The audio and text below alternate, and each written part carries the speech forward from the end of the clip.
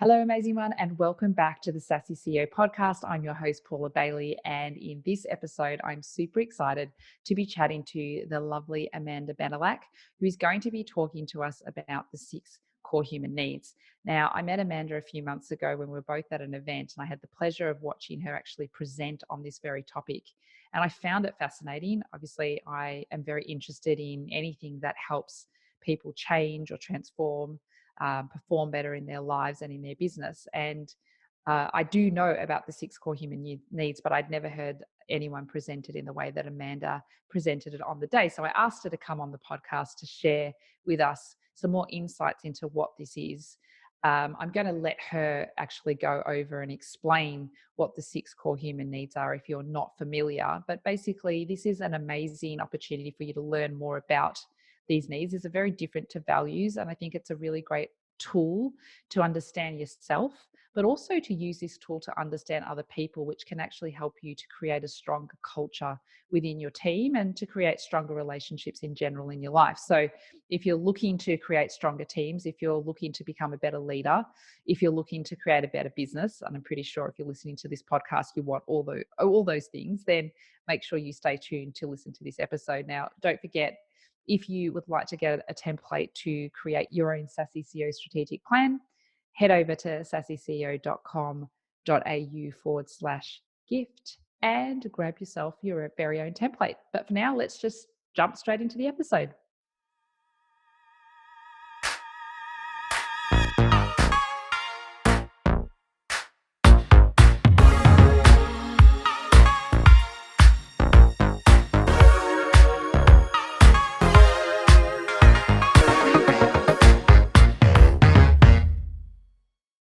Welcome, Amanda. I am so excited to have you on the show. It's been a few weeks coming. You and I were at an event. Yes. Probably actually feels like a few weeks. It's actually more than a few weeks ago now. And that's when I had the pleasure of Thank you meeting for you. inviting me. It's been, Oh, yes. you're so I've been welcome. looking Thank you. forward to this. Yeah, thank you so much for being here. And just to give the listeners a bit of background, I saw you speak on stage, and you were presenting on the topic of the 6 human needs. And obviously, with my background working with people, being very dedicated to change and to transformation, personal development, my favorite things to talk about, I found this topic very, very interesting, and I really felt it was an important one to bring onto the show, because I think there's a lot of juicy magic in what Amanda has to say for business owners, and lots that we can learn about ourselves and about those around us by exploring this concept a little bit more. But for those who have never really heard about this before, do you mind just giving us an overview about how this came about, the 6 core human Yeah, needs? sure. Just give us a bit of background, please. The simplicity of it is we've had some very beautiful people in the world wanting to understand why we do what we do. Abraham Maslow, back in the 1940s, created the hierarchy of needs. Groundbreaking work. But moving forward into 2006, Anthony Robbins refined and found a defining way to clarify our human needs in 6 fundamental areas. Now, the human needs are at our core, which is the unconscious level, the purity of unconscious thought, where things are met like oxygen. We don't consciously go out and go, today I'm going to meet my need for certainty or variety. It's just an organic, unaware concept that we have to feed these needs for us to be happy. And realistically, they're broken down into 6 areas, which within themselves, each area are quite compounded and have unresourceful and resourceful ways in behavior that we will meet these needs. So essentially, resourceful is the best way to approach life, because with resourceful methods, it's a sustainable way to have our behavior and maintain an equilibrium in how we flow through life. So these 6 needs, realistically, you'll see behavior in people. Once you know them, you'll see the bad behavior and you're, aha, this person is needing significance, but they're doing so by putting someone else down, for example. One-upmanship, Someone comes up with a beautiful story of a holiday and someone goes, oh yeah, been there, done that. That is an unresourceful way of someone receiving or getting their significance. And significance is also a magical area where it becomes, again, because each area is quite compounded in its explanation. I'm going to simplify, of course. Significance is, are you a getter or a giver of significance? So these are different. Oh yeah, so we're going to jump in. I think it's a good idea to, obviously there's 6 of them, so just so we can clarify. Let's just jump in. So I mean, obviously they're grounded on research. It's not just something that's the main thing that I really wanted to get across. They're not just something that we've decided to make up. They're grounded on research. You'll find that Anthony Robbins, if anyone's ever been to one of his seminars, it is the foundation of everything that he does. When he does relationship counseling, when he does breakthroughs, you'll find that essentially the 6 core human needs are in everything that he does. So it's fuel for being the better version of ourselves. So what are they? 6. Essentially, number 1 is certainty. And certainty comes in the flavor of comfort, security, safety. The next would be uncertainty, parallels where it needs variety, challenge, adventure.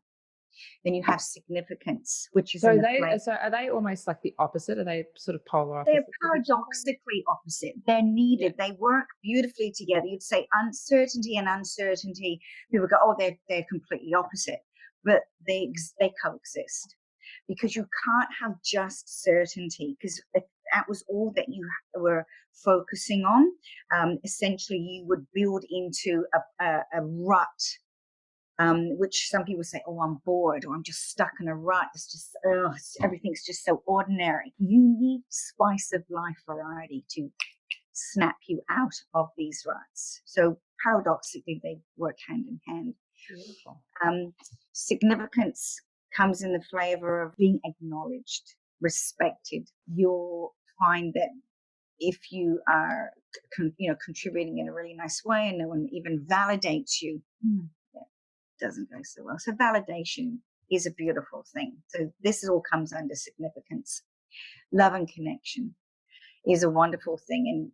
And love is a huge component in a core need. But when love is too hard to aspire to and find, we settle for connection. The connection is threaded through so much that we do. And then there is growth. Growth is profoundly wonderful, and to keep growing to the day you die is a wonderful thing. And contribution, to be giving back, to be paying forward is a beautiful thing. But without us even realizing, all of them, certainty, variety, significance, love and connection, growth and contribution, are at the air that we breathe. These needs need to be met in so many ways. So we have all sorts of vehicles in life, career, relationships, family, hobbies, that become vehicles where these needs are met. It's so funny because the significance need, I can remember many, many years ago when I was first introduced to Tony Robbins' work. I've never actually been to a live event yet. I haven't had the pleasure, but I've looked at a lot of trainings and watched from afar. But I actually learnt this concept of significance from someone else who was discussing this. And it's probably going back a good 10 to 12 years that I first sort of had this concept come across. And I think at the time I probably still saw things very much black and white. Something was either good or bad. And I know that I've done a lot of work in the last 5 years in particular of my life and in the work that I do to not label things as so black and white and have a lot more internal flexibility around how we frame things and look at things and look at life. And I remember the person who was teaching me about this wasn't necessarily a accredited teacher. They were telling me about this concept and they almost labeled significance as a bad thing.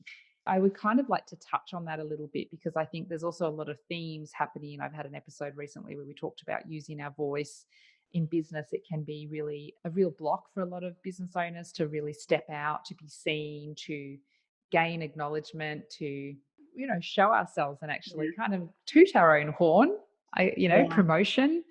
And I think there's sort of some layers in this significance and this energy that's happening at the moment that I think is very strong for people to not be afraid to use their voice, to promote themselves, to step out and actually shine their light.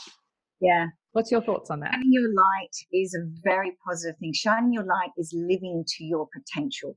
It's a beautiful thing. But can we dub a need like that? Like, is it, I think that's quite simplistic, isn't it? To just go, oh, significance is a bad thing. But I mentioned, as I mentioned before, significance comes in different flavors. Validation, respect, acknowledgement. I mean, is it so bad to want to be acknowledged for doing something good? Hell no. It's a nice thing to be validated that what we're doing is having a wonderful contribution to a project or to someone else's work. I mean, you ask someone to do something for you or to contribute to a project in a work environment, and they do well. Why not let them know and validate them? That was a great job. I really appreciate you. You even went the extra mile, and I really appreciate that. And what you've done today and is just made it so much easier for now just to move forward and go to the next level. It's fascinating because it's actually so interesting, because even just in that last 5 minutes, I've just had an aha, and I think you've taught me so much. So thank you, because it just goes to show how we're perceiving information based on what we're believing at the time.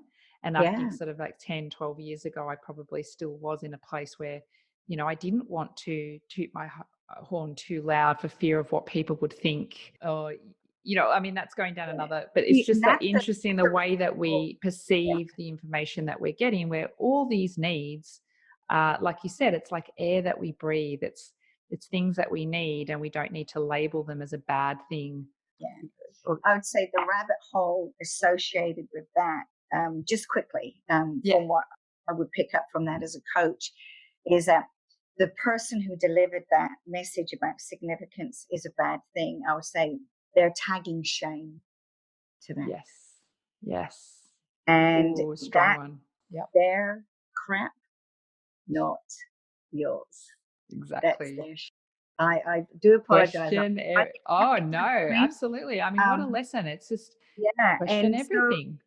So it's I feel strongly that to show appreciation is to be human. It's to be contributing. Part of humanity is appreciation and validation, acknowledgement. I am someone who, I would say, the only negative part of significance are the getters of significance. And like I had just tapped on before, where you have someone who, instead of allowing someone to have their sunshine and like to shine in their moment and share a great experience, it's cut short and snipped away at with, well, yeah, I've done that. And they'll one up you. And they'll come up with something bigger or better that they did along the same lines. One-upmanship is a getter of significance, and being an unresourceful method of getting significance, you'll find that when people do that to you, what that person is actually telling you is they're not fun to be around. They're not going to validate you. They're not going to make you feel good when you share things like that. So eventually you don't have them as a friend.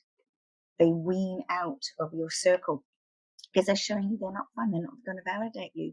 I would say, in hindsight, my ex-sister-in-law was like that.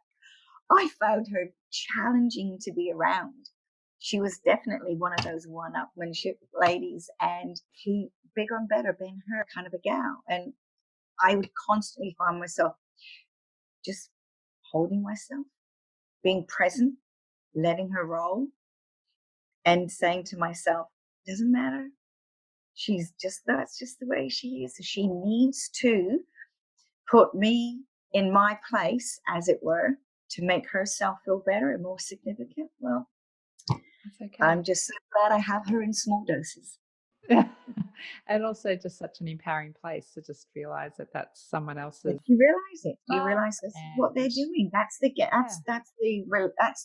behavior that they're showing, and I know that that's the need that she is fulfilling. Yes, albeit unresourceful, but she's also telling me that I really don't feel comfortable for too long a period in her presence, and I took her in small doses. And you'll find that the power I'm sure of knowing thyself. yeah, there's many listeners out there that will recognize people that do that and find what we instantly then do is we start retreating from them and not wanting to be in their company so much. And we would find ourselves saying, oh, yeah, they're okay in small doses.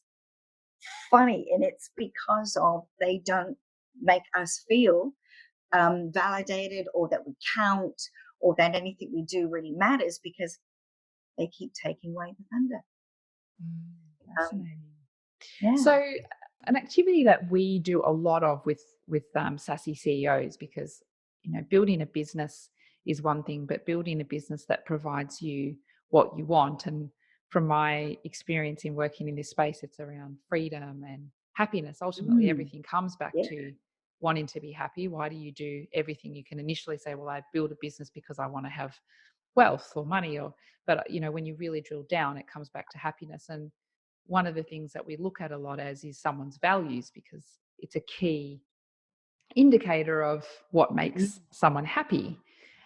And it's beautiful to build your business on your values. Absolutely. It's foundational for what we do. But I'm seeing a little bit of a difference here in the 6 core needs to someone's values. Can you give us some insights into that?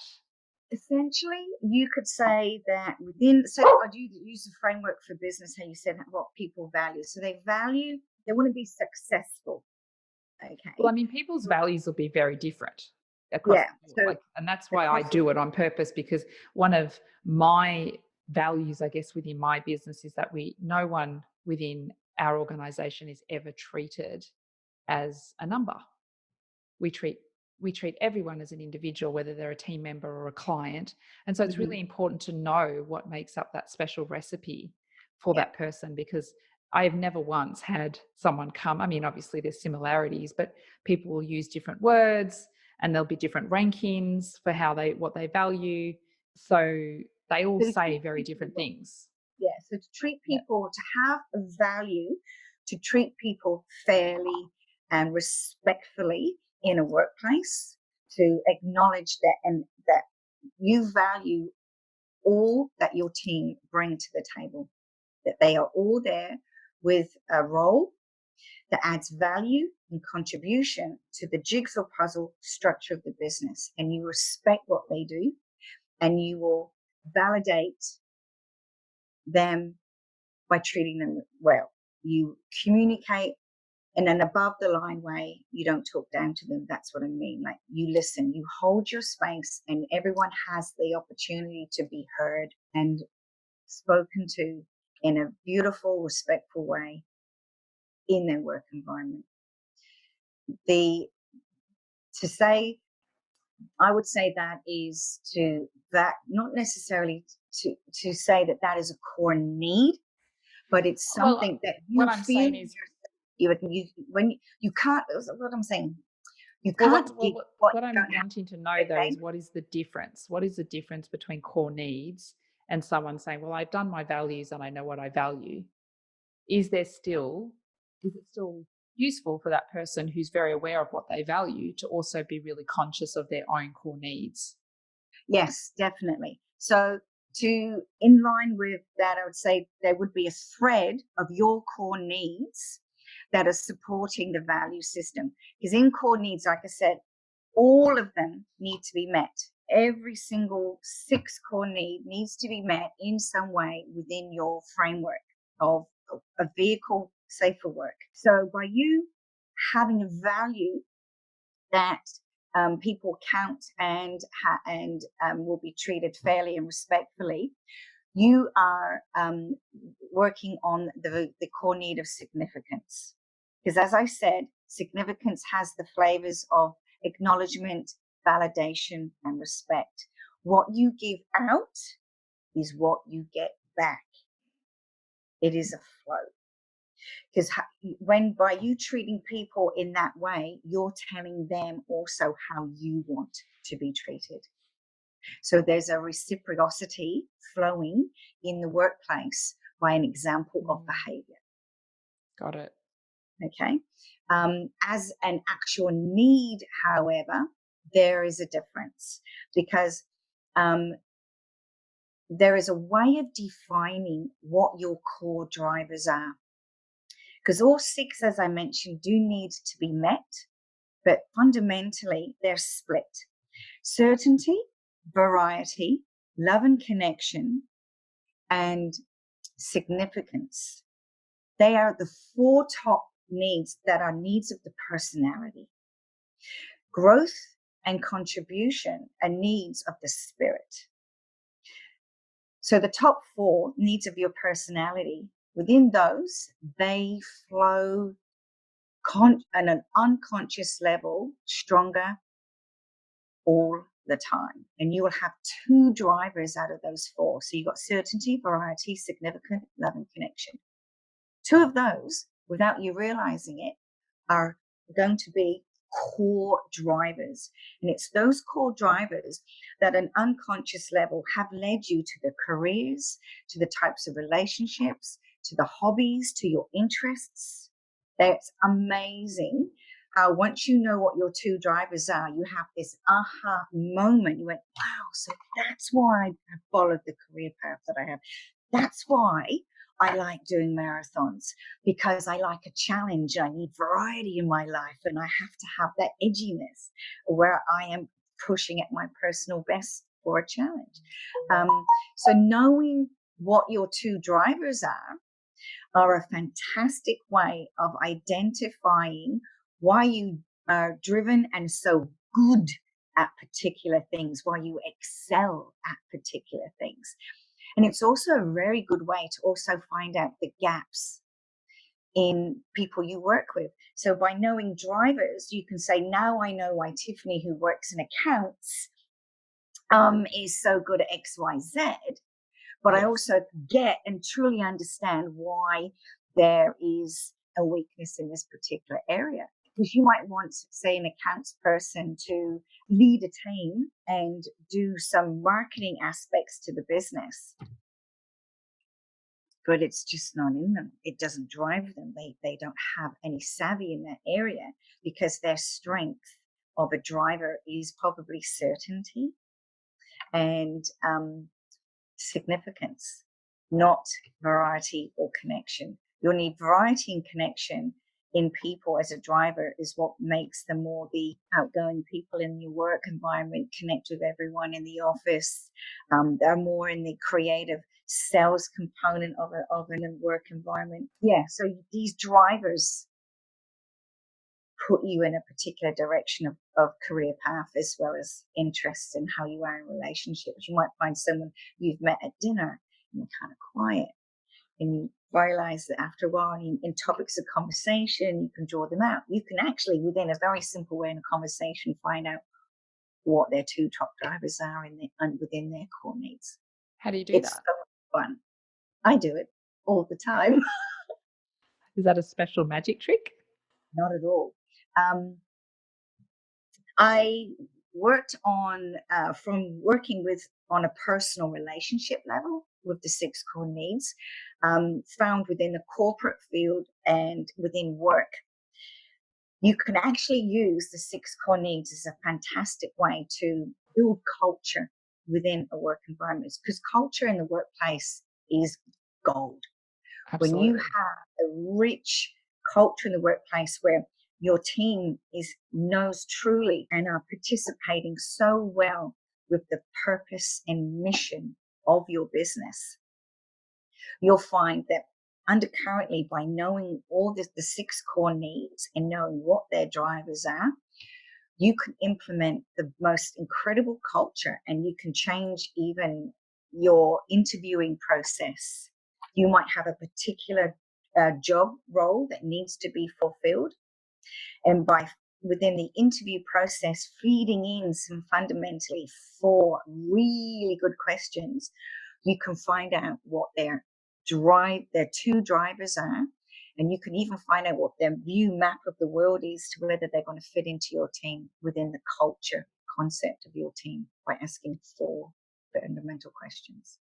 So good. So there's a lot of depth. So I think being able to do that sounds amazing, and having business owners be able to apply that so that they can improve the culture of their team, no matter how big or small, is important. But it probably does start with know thyself, right? Totally. So Knowing your how do yeah, so how do we find out if, if I'm sort of sitting here to you talk about the two drivers, is there a way that someone can learn more about themselves, understand what their there's an drivers are? Or, extreme quick test that you can do off the top, and it takes a couple of minutes because you can't overthink the answer. It has to come very fast, and that way you can find out what your two top drivers are that way, or in a conversation would be the questions. I would say it's interesting to know not only your two drivers, but to know what, of course, they are. I've already mentioned what the six are, and I've touched on also that there is unresourceful and resourceful ways of meeting them. So the most functional way to meet your need of certainty is to back yourself, is to take full responsibility of the decisions that you make and the repercussions of. And when in doubt, you'll find that within certainty and a driving edge of business, if you back yourself and you know exactly where you want to be in business, and you only have, say, 50% of the information, just go, say yes, work the rest out later. Back yourself 100% that this is where you want to be. Hold your certainty on that path. That is the most resourceful way in behavior of working with certainty. Variety is to have a healthy relationship with adventure. I would say, like, I recently did the Inca Trail, very adventurous, prepped myself to some extent beforehand, but knowing it's a case by case basis, whether you're going to handle altitude or not, bugger it, just do it. do it. Yep. Just do it. Have an adventurous holiday. Pick holidays that give you variety, that has something so different in your everyday lifestyle. We live in a beautiful country of Australia. There's the most amazing places that you can get to. So if you're in a city environment, it's a great thing if you need a holiday, everyone should go on holiday. Make that holiday not at a city. Don't go to another city. Go to somewhere that gives you outdoors and gives you an opportunity to test your edges with diet, foods, going hiking somewhere, or that it's a vast place so you do have to plan travel to get to different locations. You'll find that you'll return from that experience way more refreshed, way more uplifted, to then go and get back into a job. Yeah. The challenging yourself is a healthy way to have to gain variety and to challenge yourself in a way that sets you for growth. Because with challenges, our edges are tested and we will grow with our challenges. So you're meeting so many needs in that way. Resourceful ways to meet significance is, again, having a working environment where you treat people the way you wish to be treated. It's a mirrored experience. So if you validate, if someone, hey, it doesn't have to be a big deal. Even to say to someone, man, I like your dress. That is such a nice dress. That color looks terrific on you. If someone said that to you, that makes you feel good. It doesn't take I'm much. actually thinking, just from what you're saying, because one of my questions was going to be, you're jumping ahead and it's amazing, was how do you, some strategies for a business owner to use this information to run their business more effectively. And what I'm getting from this is you could almost take the human needs and have them out in front of you. And if you haven't done the exercise of creating values as a culture, as a team, it's one of the things we get our clients to do, because without that, there is no you haven't defined anything yet. You haven't defined the initial building blocks of what this team, it's like, what do we value? What are we striving towards as a team? So, we create missions and purposes for the business, but then we also have company values to start beginning to really hone in on that culture. I think it would be a great exercise to almost have those human needs next to you if you're creating those, and actually make sure that you're writing values that kind of meet and touch upon each of those needs, so that you're creating something that's quite robust and quite thoughtful in If meeting you what know people need someone's, to feel good. when you have a good understanding of all the 6 core needs and the healthy, resourceful, sustainable way to meet those needs, you will get flow. And you will also know then when your needs are being met in that way, you would be sharing conversations along the lines of, I feel great, I'm happy, life's good, I'm so looking forward to the meeting because I really know what I want to get out of this meeting, and I know that such and such is going to have a great contribution. You find that you have positive aspects being heightened on a regular basis because you are happy. When your needs are being met, you're moving forward, not backwards. You're not stagnant. You're moving forwards when your needs are being met. You're in flow. And that is where we want to be. So Absolutely. if you are saying to yourself and others that, oh, I'm not happy, you need then the next question is to ask yourself is, what particular part of what is going on in your life are you not happy about? You need to nut it down. And what it could come down to is that you may have been working really hard on a project and you've done so well, but you're busting your balls and you've put so much extra hours into it, and you know that you're close to the end of the line, but you're just still unhappy with the process. It could be you weren't validated. You haven't been acknowledged for your hard work. No one's come by and gone, man, you're going such the extra mile. I'm so impressed with how well this project is coming along from your hard work. Man, we're at the finishing line now. For someone to walk in to your office and actually say that to you, you'd be like, oh, someone notices. Oh, all this hard work is Yeah, worth it it's after all. fascinating because I mean, with the Sassy CEO collective, it's a mastermind of amazing women, and we come together every quarter. Because as you're saying that, as leaders, we're developing that. But I think there's in a business structure, I think about a lot of my clients, there's probably not a lot of people in their world telling them that. Yeah, Right. they're So leading they're leading and they're telling that. And so it's actually really lovely because I think back, we've just finished having one of our planning and mastermind events, and we do that for each other because we yeah. are our biggest But fans, and we understand, we get what it's like to be running a business, what it's like to be expanding, and all the ups and downs of that. But how important it is to really place yourself in environments where you can identify, okay, cool, I'm not getting that, but what can I be doing, or who can I be hanging out with so that I can be meeting these needs? And I've just yeah, realized that that's what's been going on. yeah. You'll Okay. find at the leader level, they're driving everybody and Yeah. giving them acknowledgement and the connection and stuff. But when you're driving it as a business owner, the cleanest KPI for your success at that point is money, financial return. You're being successful. It's working. But on a personal, unconscious level, you do need that pat on the back. You do need to say, someone, man, you're doing a great job. You Absolutely. actually are on track. And I love the way that you drive the team.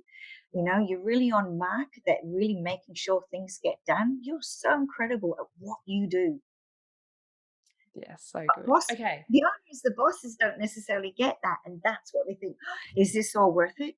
Oh my God, Yeah. I'm pushing it, shit uphill. Is it really worth it? Someone needs to tell them it is worth it because you are doing an incredible job. Yeah, you're It doing it because we can be the hardest judges of ourselves, especially I find, if you're that person who is creative enough, who is courageous enough to build something, yourself, and really get that out there. We can be really high achievers, we can be perfectionists and all those amazing things because that helps us get where we're going to really achieve our missions. Because But I remember, remembering that we do need to have people to pat us on the back every so yeah, often and I tell us mean, we're doing a good at job. that event that we went to, the masterminding was so incredible, and you had these people that had these amazing businesses. But the thing is, what I could see is that their light was dimming because they were in the problem.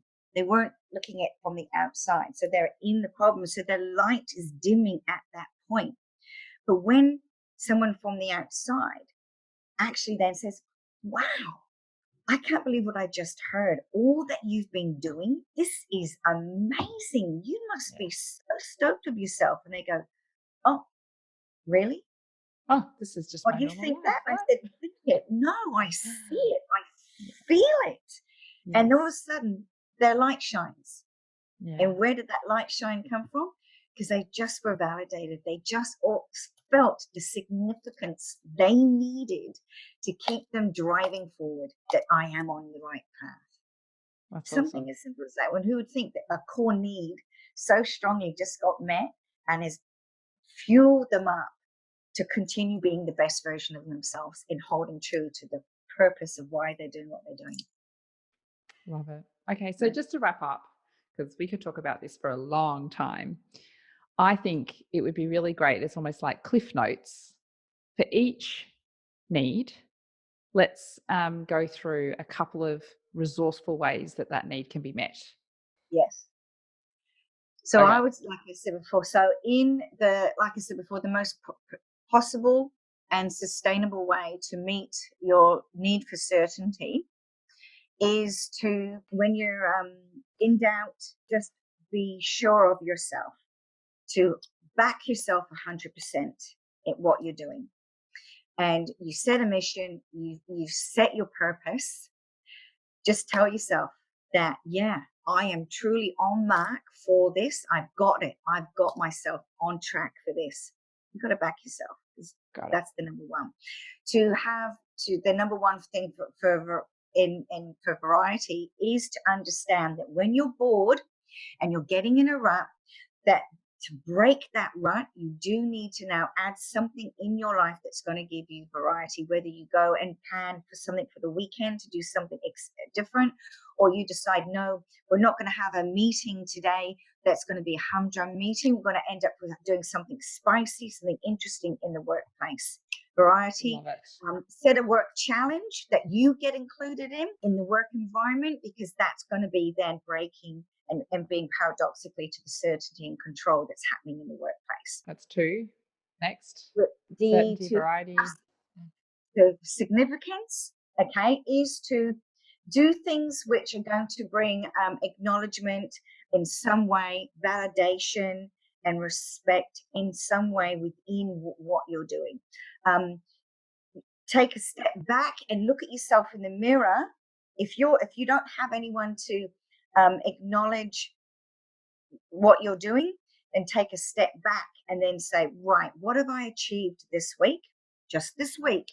It does not have to be big, because we're doing things progressively all the time. We go, wow, this is cool. I achieved 3 goals off my list. I might have not have done that one. I might have done that one, and I prioritized. But you know what? This is cool. I'm actually awesome that I am not falling behind. I am on track. Acknowledge yourself and pay gratitude to the process. So if you do 3 gratitudes a day of appreciation, just 3 gratitudes a day, that will tap you into acknowledgements and your significance and being validating of what you're doing. 3 gratitudes is a wonderful thing.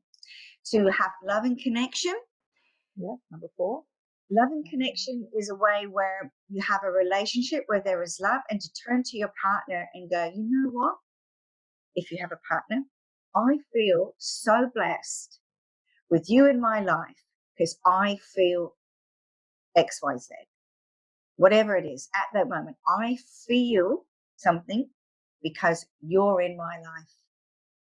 And for someone who doesn't have a significant For someone who doesn't have a significant other, we have friends that we have connection with, and you may be out for dinner or you may be in a conversation with their friend, and you will catch yourself and you go, you know what, I feel so blessed that I have someone like you that I can talk to that gets me.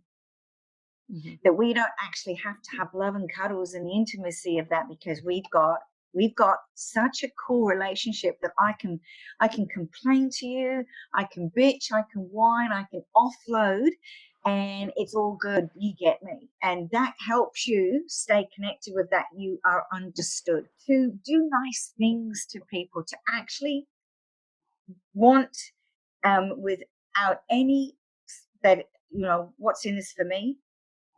Yeah. Remove that. Just to be free-willed to do nice things to people and smile, even just to smile at it as you're going down the street and you smile and a total stranger had a deadpan face, and all of a sudden, because you were smiling, all of a sudden they caught that smile and your eye contact and they smiled back at you. That is wonderful, because on an Beautiful. unconscious level you have connected to a total stranger and they smiled back at you. Yeah. I love it. Most simple things. When in doubt, get a dog. I'd say having a dog is a wonderful way of getting some connection. Absolutely. You'll Then find what it was the will next one? What growth, love and growth? Yep. growth. So to read, to have yourself read, and it doesn't necessarily even have to be stuff that is about business and development stuff.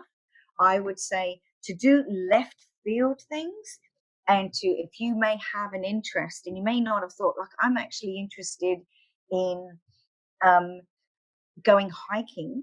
And when I go hiking in a particular region, I want to know about that particular area.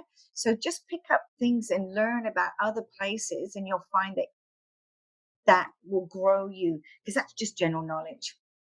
General knowledge helps you come out of yourself.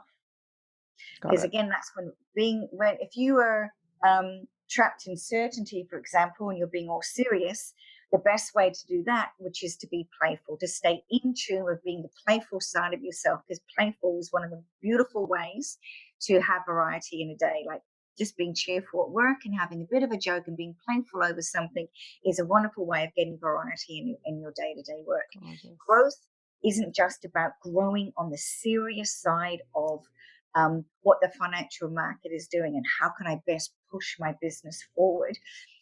Personal development within knowing yourself is to just take on interests in other aspects of yourself. Being creative is growing within yourself. Love it. And And then finally, I think last one, contribution. contribution. Now you can go and do charity work, or you can on a day-to-day basis, you can say, what am I going to, how can I contribute to the environment being really nice and easy around here today? So you might decide, this is a few needs. I want to learn how to bake a cake. I've got this cake I've been wanting to know how to do for ages. I'm going to bake this kick-ass cake. So that's variety. So you're adding variety into your life.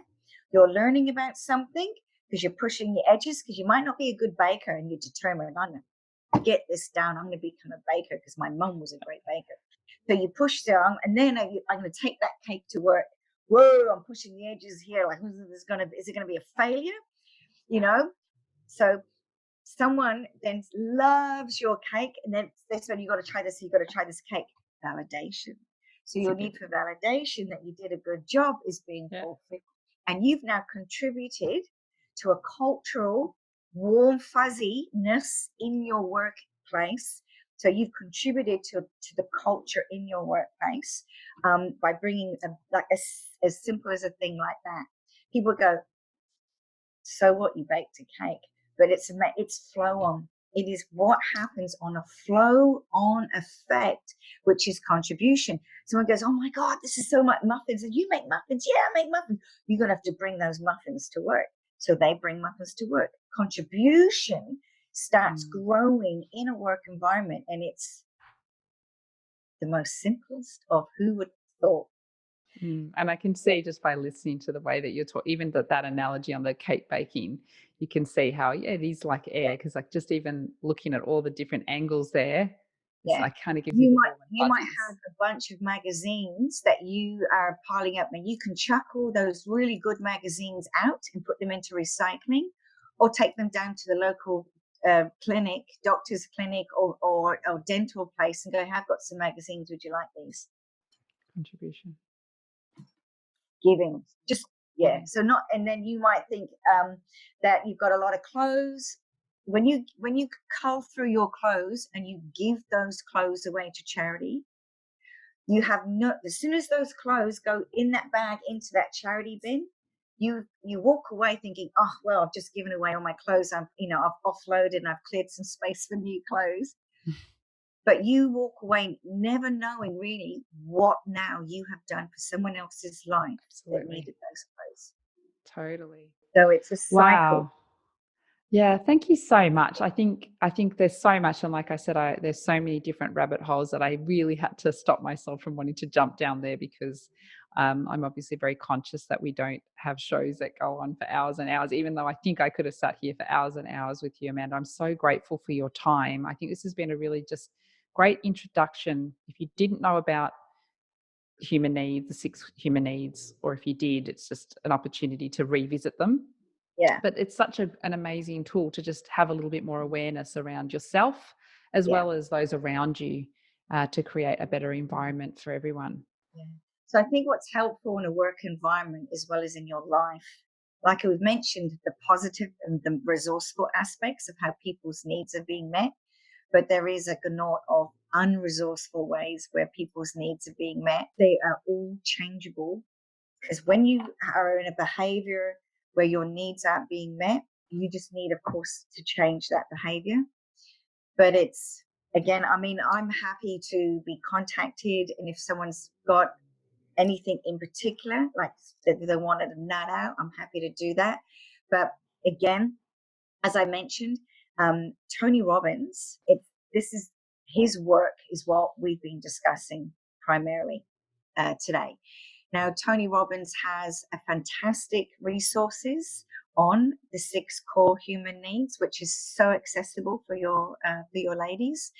And on those resources, there is some really cool examples of unresourceful ways that these needs are being met and resourceful ways. So from this podcast, they do have avenues to actually find out what the unresourceful ways. And I'm sure once you, because I mentioned them in my keynote speak, and a lot of aha bombs were going off in the room, where people were either identifying it within themselves or in people in their life, and understanding them that unresourceful behavior that was because they were needing to fulfill a particular need, and that was the method. Absolutely. I can never recommend enough like understanding yourself more, because I think when you understand yourself more, it obviously gives you so much more information to empower yourself to make change. So what we'll do, Amanda, is we'll pop those in the show notes. We'll definitely pop your own details in the show notes, and then maybe we can give the listeners some links so that they can go and check those out a little bit more and understand how there Yeah. may be some unresourceful things coming up in regards to the 6 core needs. But thank you so much today for jumping on and teaching us a lot more about this concept. I think it's very, very useful for anyone listening who's, whether you're running a business or not, it's super important. But it's been such a pleasure to have you on board today, explaining much more about this concept so we can learn more about ourselves. Thank you. Thank you so much. I'll catch you soon. Take care, Bye. Paula. Bye. Bye. Bye.